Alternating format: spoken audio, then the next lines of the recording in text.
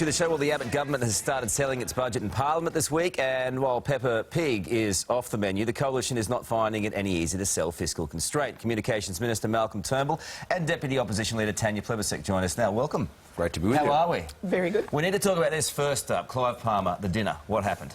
Well, it was just a friendly dinner in Canberra, you know. It was a secret dinner, of course, as the Telegraph said. So secret. Imagine anything less secret than dinner in a Canberra restaurant during a sitting week. It was an interesting group of people there. You can't tell me it was just a coincidence. It was completely coincidental. Come on, Malcolm. It was. I was going to go and have just a bowl of soup and go to bed because I was feeling crook. Yeah. Some friends came in and said, come and have some dinner. Yeah. I went with them. We bumped into the Treasury Secretary, said, why don't you come and have dinner?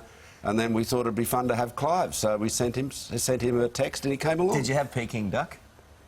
No, I don't think so. Well, Clive's been talking about this. You haven't been talking about what happened and what transpired. Well, wasn't that interesting? Well, Clive has been talking about it. This is what he had to say yesterday.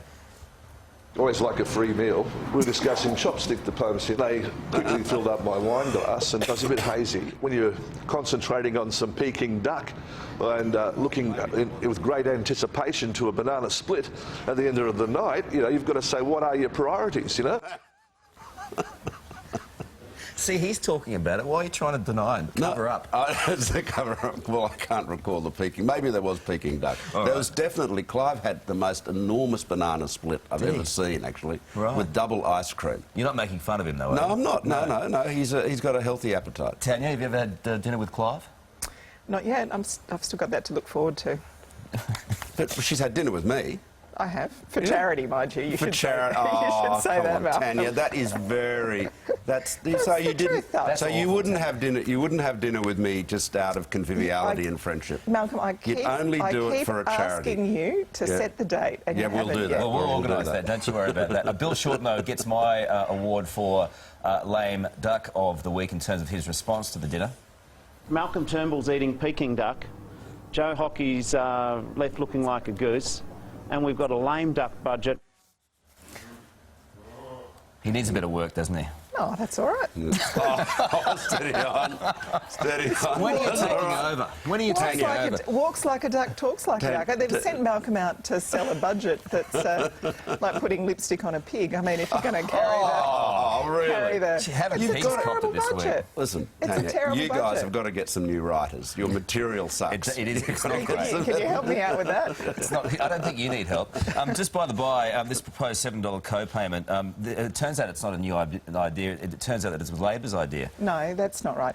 So was it Jenny Macklin in 1991 that first proposed it? 2 days in a row, she's got up in the Parliament and explained that she opposed it then and she opposed it now. And this is a desperate effort by Tony Abbott and Joe Hockey to pretend that that Jenny, who's one of our greatest thinkers, has actually supported this in the past. Look, put Jenny Macklin to one side. I mean, it was a policy of the Hawke government. For Brian 3 Howe, months. the health minister, under Bob Hawke, announced it. They tried it for 3 months and it was so unpopular they got rid of it, Malcolm. Yeah, they got rid of the policy and they got rid of the Prime Minister. You might know that it's a good idea to know your history so that you don't repeat the mistakes. And the reason that it was dumped then is because it was bad policy then and it's bad policy now. But it was... it stops people going to the doctor. But what about Andrew Lee? You're one of the brightest academic economists in the country, sitting there on your front bench. So, he's going to be the next assistant treasurer if you guys get into government, and he's advocated a co-payment. He wrote a book 20 years ago. 20 years ago, Joe Hockey was marching in the streets calling for free higher education. I mean,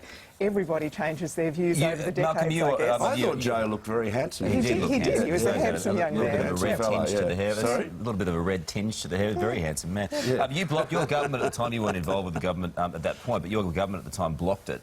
That proposal, $3.50. So, I mean, you've changed. Everyone's gone full swing. Well, look, I think the only point we're making is that this is not some, great liberal invention, out of the blue. This is the idea of having a co-payment for Medicare has been around for years, and it is undoubtedly a policy that probably the greatest Labor Prime Minister in our lifetimes, Bob Hawke, actually proposed. And Karl, I guess I'd say the health department kept asking me, or saying to me, look, if you want to find a few $1 billion, you can put on a co-payment. And I kept saying no when I was health minister, because I know that the people who are deterred from going to the doctor are poor, sick people who go to the doctor a lot. Do you concede that that's unlikely to get up now? Do you concede that it's unlikely? Well, we'll see. I mean, this is, you know, we obviously we won't have a majority. We don't have a majority in the Senate. We won't have a majority after July 1. So it will depend on the crossbenchers, including Clive and his group. That's what the dinner was about. Well, look, you know, I know that I saw Tanya was out there criticising me for having dinner with Clive, which I thought was quite,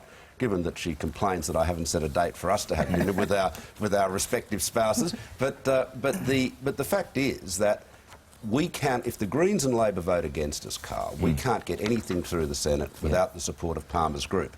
So it's a penetrating glimpse of the obvious that we ought to be talking to him, engaging with him, obviously not ceding ground, but you know, but you don't make any friends, you don't win any votes by being rude to people or being abrasive. Is this a message Engagement and charm is a very valuable thing in politics. This is a message to Joe Hockey, who yesterday was insulting to Clive, both in question time and in the morning. I mean, really, you should tell your just on Joe Hockey, and we'll come back to Joe in just a second, but Joe was on the program yesterday. That handsome young fellow. Well, he's ageing gracefully. He's still handsome, he's ageing gracefully. But, however, I think he's completely missed the mark with this Peppa Pig story. And it's a big story in households right across Australia. It sure is. Peppa Pig is safe. Let's have a look at what he said to me yesterday. Peppa the Pig may be axed from the ABC because of cutbacks at the broadcaster. Shame on you, Joe Hockey, shame. Well, given in our household, I've watched so many bad episodes of Peppa Pig over the last few years. Mate, I'm not a... Don't do yourself a disservice here, Joe. I'm shocked. Well, you're shocked, aren't you? I just want to say I want to completely dissociate myself from my cabinet colleague Joe Hockey on the matter of Peppa the Pig. The government is absolutely committed to saving Peppa Pig. I don't know what got into Joe there. We are not prepared to take on the 3-year-olds of Australia, Karl. Peppa Pig's bacon is completely safe. So you're rolling over for the kids then? We have buckled at the knees in the face of the outrage of 3-year-olds who have been fomented into anxiety by a scare campaign run by a reckless, heartless opposition, principally Tanya Plibersek. Unfortunately, Karl, what they're going to have to do is get rid of news to pay for Peppa Pig because they can't afford both. That's fine. News is not really needed. Great to see you too. Peppa Pig's safe. We love Peppa. Categorically. Categorically. There you go, Lisa.